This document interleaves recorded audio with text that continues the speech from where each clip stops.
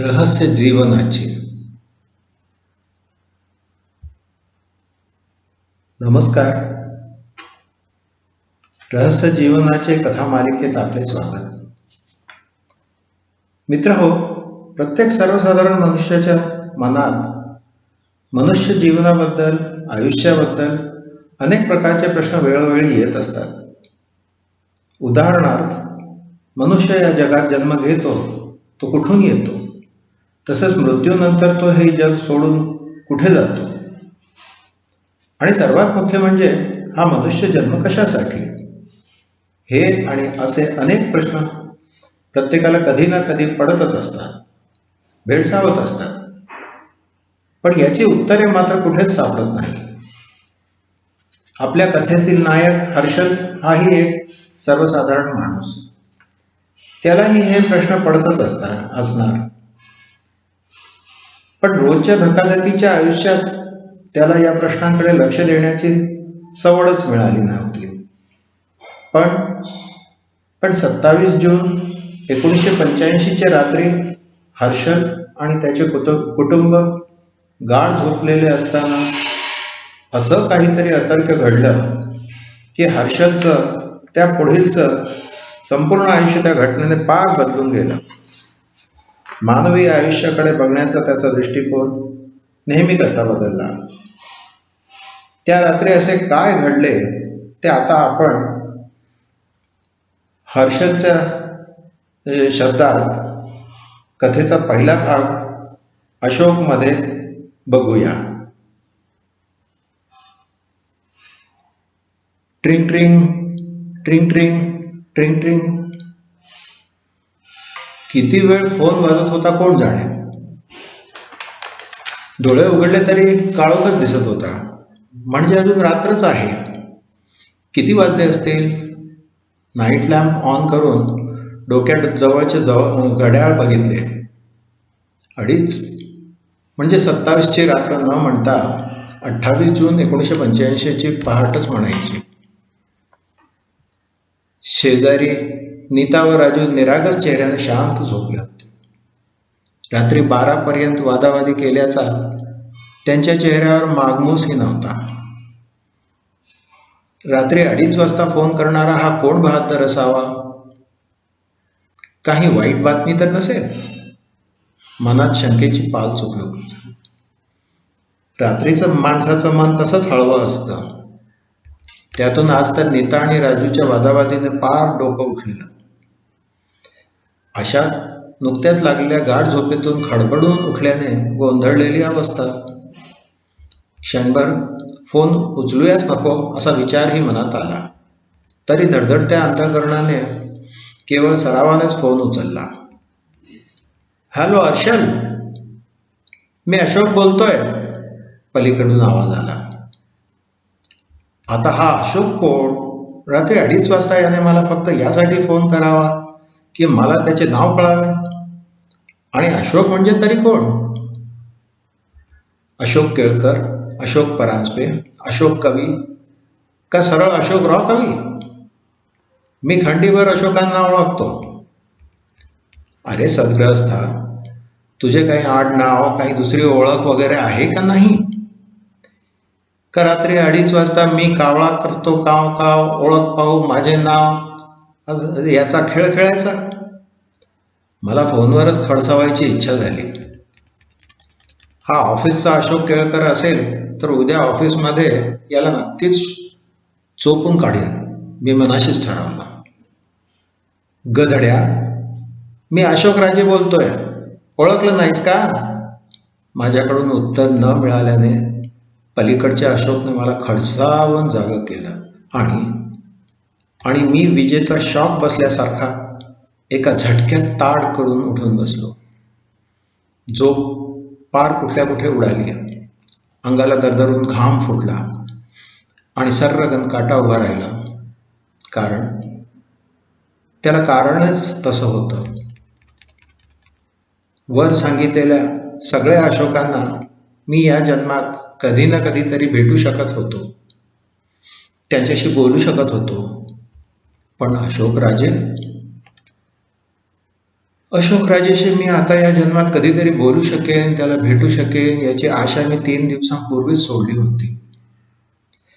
आणि असे अपघात माणसाच्या जीवनाचा अविभाज्य भाग असतात हे स्वतःला समजावून सुद्धा त्याचे दुःख आवरू शकलो नव्हतो. अशोक राजे हा माझा शाळकरी मित्र. अगदी जीवश्च कंठस्थ नाही म्हटलं तरी आमची बऱ्यापैकी मैत्री होती.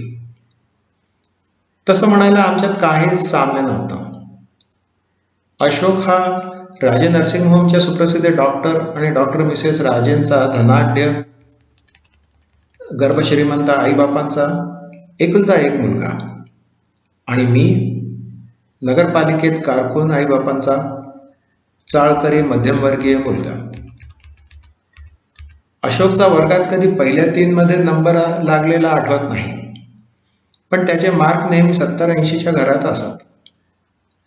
माझी मजल 50 ते 60 पर्यंतच, पण कधीही नापास न झाल्याने आम्ही शाळा संपेपर्यंत एकाच वर्गात राहिलो.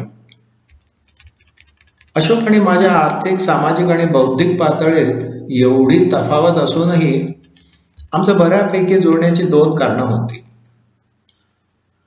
त्याच्या सुप्रसिद्ध आईबापांकडे त्यांच्या नर्सिंग होममुळे आणि माझ्या कारकून आईबापांकडे त्यांच्या खरडेघाशीमुळे. त्यांच्या दिवसाचा बहुतेक वेळ आम्हाला देण्यासाठी नसायचा, हे पहिलं कारण. आणि त्याला बोलायची जेवढी आवड, मला तितकीच ऐकायची आवड, हे दुसरं आणि मुख्य कारण. अजूनही आहेच म्हणा. त्यामुळेच अशोकला माझ्याकडे आपलं मन मोकळं करायला आवडे. आठवड्यातील 6ही दिवस अशोक शाळा सुटल्यावर होमवर्क आणि मोठ्या वर्गात अभ्यास याच्या नावाने त्यांच्या बंगल्याजवळच असलेल्या आमच्या चाळीच्या जागेत येऊन तासनतास गप्पा गोष्टी करत असे. कसं कोणास ठाऊक, पण आम्हा दोघांत विश्वासाचे आणि आपुलकीचे एक नातेच निर्माण झाले होते. अशोक त्याच्या कित्येक वैयक्तिक गोष्टी, त्याची गुपित मला विश्वासाने सांगायचा. हर्षद, जगात तूच एकटा मला संपूर्णपणे समजू शकतोस, असं का रे? कित्येकदा अशोकने कळवळून मला विचारले असेल. त्याच्या गोष्टीतून प्रकट होणाऱ्या उत्कट भावनांना दुखावण्याचे धारिष्ठ्य मला कधीच झाले नाही आणि म्हणूनच आमची मैत्री आजतागायत टिकून होती. कॉलेजला आल्यावर आमच्या वाटा वेगळ्या होणं काळाची गरज होती. अशोक मूळचा हुशारच. तो त्याच्या डॉक्टर आईबापांना शोभण्यासारखा डॉक्टर झाला आणि मी माझ्या कारकून आईबापांच्या पाऊलवाटा शोधत त्यांच्यापेक्षा काही जास्त करून दाखवण्याच्या जिद्दीने बँकेत कारकून झालो. कालांतराने पुढच्या आणि आता गेल्या 17 वर्षात माझं जे जे काही होऊ शकत होतं ते झालं. 4-4 होतं तसं. कारकूनचा मॅनेजर, मॅनेजरचा सिनियर मॅनेजर, लग्न, बायको आणि पोरं. अशोक मात्र अजूनही तसाच. तो जणू या सर्वासाठी बनलाच नव्हता. त्याला साधा MBBS किंवा PG करून समाधान नव्हतं. साहजिकच आहे म्हणा. त्यालाही त्याच्या आईबापांपेक्षा पुढे जायचं होतं. त्याला अलेक्झांडर सारखं सगळं जग जिंकायचं होतं. आईबापांचा पैसा आणि हौस पाठीशी होतेच. PG केल्यानंतर कार्डिओलॉजीत स्पेशलायझेशन करण्याच्या नावाने अशोक जो फॉरेनला गेला तो मागे वळून न बघण्याकरताच. आधी इंग्लंड, मग अमेरिका करता करता तो कॅनडाला जाऊन पोहोचला. त्याच्या फॉरेनच्या पहिल्या 3 वर्षात तो कधीतरी भारतात परतेल असं वाटत होतं. अधूनमधून येणाऱ्या त्याच्या पत्रातही तसा मजकूर असायचा. पण 3ऱ्या वर्षी खंडाळ्याच्या घाटात अशोकच्या आईवडिलांच्या अपघाती निधनाने अशोक भारतात परतण्याची शक्यता कायमची मावळली. आधीच कमीच येणारी त्याची पत्रे आता कधीमधीच यायला लागली. त्यापेक्षा अधूनमधून फोनवर बोलणं त्याला सोयीस्कर वाटत असे. पण एक मात्र नक्की, त्याच्या मनावर काही मोठं दडपण आलं किंवा भावनांची फार दाटी झाली की अशोक नेहमी मला एक मोठं लांब लचक पत्र लिहून आपलं मन मोकळं करत असे. अर्थात या भावनांचा किंवा मनावरच्या दडपणाचा त्याच्या प्रणय जीवनाशी कधीच संबंध नसायचा. ह्यानी आली का सुजी गेली या गोष्टींना त्याने कधीच महत्त्व दिले नाही. शेवटी थोड्याफार फरकाने ठराविक मजकूर. हर्षल, लेखा तुला वाटत असेल की हा साला अशोक फारच बोर करतो, पण मी तरी काय करू? तुझ्याशिवाय मला माझं असं आहे तरी कोण? तुझ्यासारखं दुसरं कोण मला समजून घेईल? मी माझ्या बुद्धीप्रमाणे जे समजेल व जसं जमेल तसं त्याला उत्तर लिहित होतो. माझं बोलणं लिहिणं अशोकला पटत असावं, कारण त्याच्याकडून येणाऱ्या प्रत्येक पत्रात त्याचं माझ्यावरचं प्रेम पूर्वीप्रमाणेच असल्याचं आढळून येत होतं. तर अशा या डॉक्टर अशोक राजे MS, FRCS, PhD वगैरे वगैरेचा मला परवा, म्हणजे 15 दिवसापूर्वीचं परवा, कॅनडाहून फोन आला. हर्षल, साले आय एम कमिंग, मी परवा इंडियाला येतोय. अशोकच्या भारत भेटीबद्दल ऐकून मला अर्थातच आश्चर्य मिश्रित आनंद झाला. आज इतक्या वर्षांनी याला इंडियाला येण्याची इच्छा झाली कशी? कसं काय? काही कार्डिओलॉजीची कॉन्फरन्स वगैरे? आणि एकटाच येणार आहेस का? मी विचारले. कॉन्फरन्स कुछ नाही, मी फक्त तुलाच भेटायला येणार आहे, तुझ्याचकडे थांबणार. आणि हो, एकटाच, दुसरं कोण येणार? अशोक म्हणाला. नाही, मला वाटलं की लिंडा. मी तरच मिश्किल होऊन बोललो. अरे ती तर महिन्यापूर्वीच लंडनला गेली आणि आता दुसरीही कोणी नाहीये. पण ते जाऊ दे, मी सांगितलं तुला भेटायला येऊ नये का वहिनी घरात घेणार नाही? तसं असेल तर सरळ सांग, अशोक म्हणाला. त्याच्या आवाजात जरा निराशा वाटली. अरे तसं नाही रे, मी त्याची समजूत काढायला म्हटलं. उलट तिला आनंदच होईल, नेहमी तुझ्याबद्दल विचारत असते. पोरांनाही तुला भेटायची इच्छा आहे. मी फक्त हे विचारत होतो की इतक्या वर्षानंतर भारतात येण्याचं कसं काय ठरवलंस, आणि तेही इतके तडकाफडकी? त्याचं काय आहे की मला एका विषयावर तुझ्याशी खूप बोलायचं. ते फोनवर बोलता येणार नाही, पत्रातही जमणार नाही, म्हणून मी स्वतःच येत आहे. बाकी आपण भेटल्यावर बोलूच. तू फक्त परवा, म्हणजे 24 तारखेला एअर इंडियाच्या टोरंटो बॉम्बे फ्लाईटवर मला घ्यायला ये. मी एअर इंडियाच्या फ्लाईट 182 बोईंग 747 कनिष्कचं बुकिंग केलं आहे, अशोक म्हणाला. आणि मी पुढे काही बोलायच्या आत त्याने फोन बंदही केला. यापुढे घडलेला सगळा प्रकार एखाद्या हिंदी सिनेमातल्या सेन्सरच्या कात्रीतून सुटलेल्या ॲडल्ट सीन प्रमाणे जर्रकन क्षणार्धात माझ्या डोळ्यांपुढून सरकला. अशोकचा फोन आल्यापासूनच आम्ही सारे त्याची आतुरतेने वाट बघत होतो. 24 तारखेला मी ठरल्याप्रमाणे अशोकला घ्यायला विमानतळावर जाणार होतो. पण 23 तारखेलाच नेहमीप्रमाणे रात्री रेडिओवर बातम्या ऐकत असताना अचानक एअर इंडियाच्या बोईंग कनिष्कबद्दलची सगळ्या जगाला हादरवून सोडणारी ती बातमी कानावर आदळली.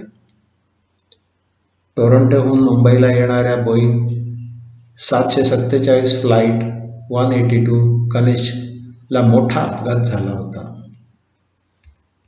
अटलांटिक समुद्रात आयर्लंडच्या किनाऱ्याजवळ 4000 फुटांच्या उंचीवर असताना विमानात प्रचंड स्फोट झाला होता.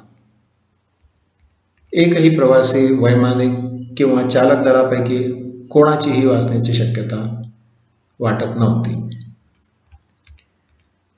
खरं तर पंजाबात आतंकवाद बोकाळल्यापासून अशा बातम्यांचं काहीच वाटेनासं झालं होतं.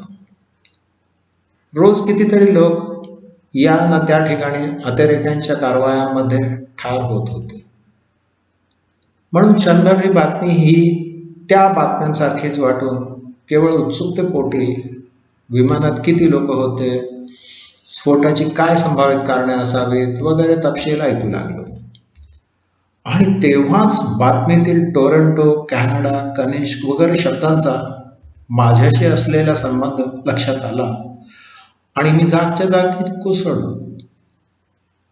बातम्यात अजून स्फोटाच्या कारणांबद्दल वेगवेगळ्या लोकांचे कयास, त्यांच्या प्रतिक्रिया, जगभर वाढत्या अतिरेकी कारवायांबद्दल, देशोदेशीच्या राष्ट्राध्यक्षांच्या काळज्या वगैरेचा कार्यक्रम नेहमीप्रमाणे सुरू होता. पण माझे मन मात्र मुंबईतून उडून कधी न पाहिलेल्या कॅनडात कित्येक वर्षांपूर्वी बघितलेल्या अशोकराजेभोवती घुटमळत होतं. मनोमन कधी न आठवलेल्या देवाला आठवून आळवून मी विनवण्या करत होतो की हे देवा, कनिष्कमध्ये अशोक नव्हताच असं कळू दे. काहीतरी कारणाने त्याची फ्लाईट चुकली व तो अजून हसत खेळत त्या टोरंटोतच आहे असं कळू दे. पण म्हणतात ना, मन चिंती ते वैरीनं चिंती. माझंच निराशावादी मन पुन्हा तर्क वितर्क करत होतं.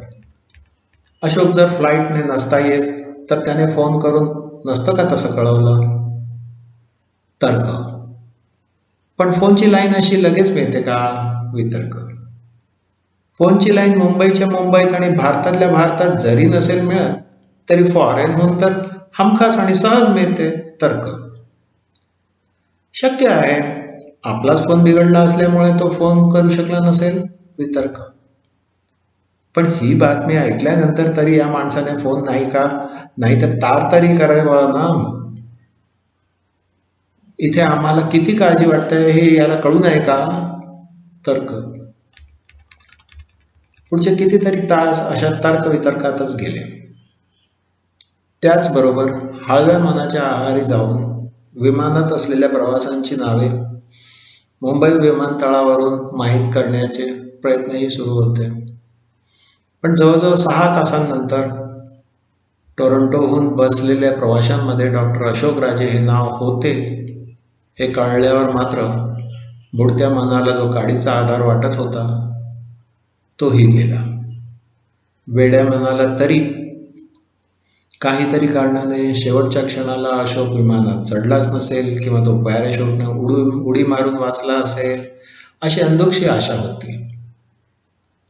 पण अपघातानंतर इतका काळ उलटल्यावरही अशोककडून काहीच न कळल्याने ती आशाही मावळली.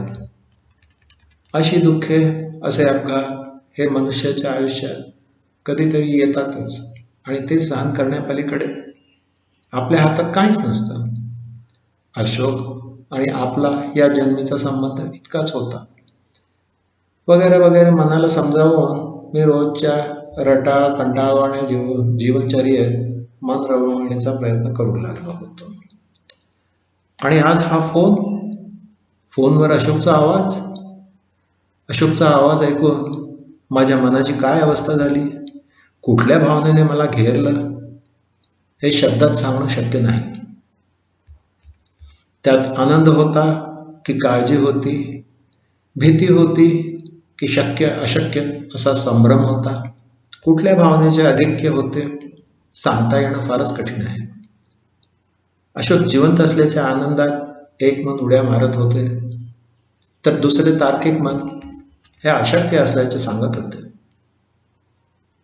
आपण झोपेत स्वप्न तर पाहत नाही ना असे वाटून मी स्वतःला चिमटा पण काढून पाहिला.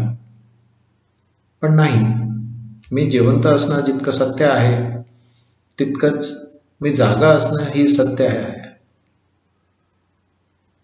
माझं पारंपरिक भारतीय मन अंधश्रद्धाळू म्हणायचं नाही म्हणून भूताखेताची पण भीती दाखवत होतं. या संभ्रमाच्या स्थितीत काही काळ विचारातच गेला. मी काही बोलणार तोच अशोक पुन्हा ओरडला. हर्षल, अरे ऐकतो आहेस ना? यावेळी मात्र त्याचा आवाज पुष्कळ सौम्य वाटला. माझ्या मनात उठलेल्या वादळाची त्याला कल्पना आली असावी. अशोक, अशोक, तू तू कुठून बोलतोय? मुंबई का कॅनडा? आणि इतक्या दिवस फोन का नाही केलास? त्या अपघाताच्या बातमीनंतर आमची काय अवस्था झाली याची तुला काही कल्पना? एअर इंडियाच्या लोकांनी तर तू टोरंटोहून विमानात चढला असल्याचं निश्चितपणे सांगून टाकलं होतं, आणि तू साले इतक्या दिवसांनंतर फोन करतोय. तुला काही वाटतं की नाही? मी बोलायला सुरुवात केली ती चाचरत चाचरत, पण शेवटी शेवटी मात्र माझा आवाज चढला असावा, कारण त्यानंतर अशोकचा आवाज आला, तो समजावणीच्या सुरात. हर्षल, हर्षल, जरा दमाने घे. इतक्या प्रश्नांची उत्तर मी एकदम कसा देऊ? सगळं सांगतो. तुझी तयारी असल्यास आत्ताच सांगतो, पण तू जरा शांतपणे धीराने ऐकायला हवं. अशोकला इतक्या शांतपणे आणि गांभीर्याने बोलताना मी कधीच ऐकलं नव्हतं. नक्कीच कुठेतरी काहीतरी भयानक आहे.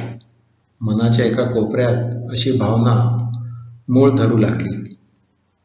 जाणतं मन मात्र ते मान्य करायला तयार नव्हतं. मी तुला टोरंटोहून फोन केला तेव्हा तुझ्याशी खूप बोलायचं आहे असं म्हटलं, ते तुला आठवतंय हर्षल? थोडा वेळ थांबून अशोक त्याच धीर, गंभीर आणि खोल आवाजात म्हणाला. ते खरंय रे, पण आत्ता अशोकच्या मनाच्या अवस्थेचा अंदाज घेत मी म्हणायला सुरुवात केली. एव्हा ना मी जरा सावरलो होतो, पण अजून मनातली उत्कंठा शमली नव्हती. हो, आत्ताच. अर्थात तुझी काही हरकत नसली तर. तसंही यानंतर आपण केव्हा भेटू सांगता येत नाही, मला मध्येच अडवून अशोक म्हणाला. अशोकच्या या शेवटच्या वाक्याने माझ्या अंगावर सरसरून काटा उभा राहिला. म्हणजे म्हणजे तू तू तू जिवंत आहेस की भूतभीत? मला ओरडून विचारायची इच्छा झाली, पण तोंडून शब्द फुटेना. पाचांवर धारणा बसलेली. मी दचकून माझ्या चारीकडे बघितलं. सभोवताचं चित्र पूर्वीप्रमाणेच असं होतं. खोलीत आम्हा तिघा व्यतिरिक्त कोणीच नव्हतं. शेजारी बायको व तिच्या गळ्याभोवती हात टाकून मुलगा शांत चित्ताने झोपले होते. माझ्या मनात चाललेली घालमेल व विचित्र ताण त्यांना काहीच पत्ता लागला नव्हता. लॅम्पच्या प्रकाशात खोलीतल्या सगळ्या वस्तू जागच्या जागी स्पष्ट दिसत होत्या. उलटे पाय, काळी पांढरी सावली वगैरे कुठेच दिसत नव्हते. मी पुन्हा पुन्हा डोळे चोळून बघितलं, पण माझ्या संस्कारित मनातलं शंकेचं सावट पूर्णपणे जाईना. नाही रे, तसं काहीच नाहीये. तू मुळीच घाबरू नकोस. माझ्याकडे तुझ्या सर्व प्रश्नांची उत्तरं आहेत, पण ते समजायला तुला मी काय सांगतो ते नीट लक्षपूर्वक ऐकावं लागेल. थोडं हसतच अशोकनं माझी समजूत काढली. अशोकनं माझ्या मनाची स्थिती, माझी भीती सगळं कसं तंतोतंत हेरलं होतं. जणू तो माझ्या जवळच कुठेतरी उभा होता. तो माझ्यावर इतकं बारीक लक्ष कसं ठेवत होता याचं मला त्याही स्थितीत आश्चर्य वाटलं. ऐकतोयस ना हर्षल? अशोकने मला गप्पच बघून विचारलं. आता माझा नाईलाज होता. अशोकचं म्हणणं ऐकून घेणं मला भागच होतं. हो, ऐकतोय की. तू सांग ना, माझ्या नकळत मी बोललो. मनातल्या सगळ्या शंका कुशंका बाजूला ठेवून मी जीवाचं रान करून ऐकू लागलो. आणि अशोक सांगू लागला.